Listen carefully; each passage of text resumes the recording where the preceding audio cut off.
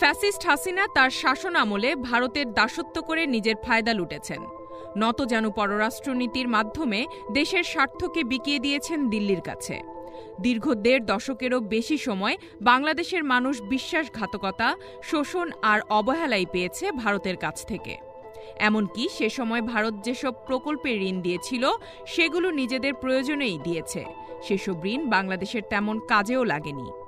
কিন্তু ৫ই আগস্ট পট পরিবর্তনের পর ফ্যাসিস্ট হাসিনা পালিয়ে যাওয়ায় ভারত ভীত হয়ে বর্তমান সরকারকে বেকায়দায় ফেলার জন্য একের পর এক ষড়যন্ত্র করে যাচ্ছে। তবে ছাত্র জনতার অভ্যুত্থানের মধ্য দিয়ে এখন সময় এসেছে নতুন দৃষ্টিভঙ্গি নিয়ে ঘুরে দাঁড়ানোর। ষড়যন্ত্রকে বৃদ্ধাঙ্গুলি দেখিয়ে আগামী দিনগুলোতে ভারতের সঙ্গে সমতার ভিত্তিতে স্পষ্টতার সঙ্গে সম্পর্ক স্থাপন করবে বাংলাদেশ।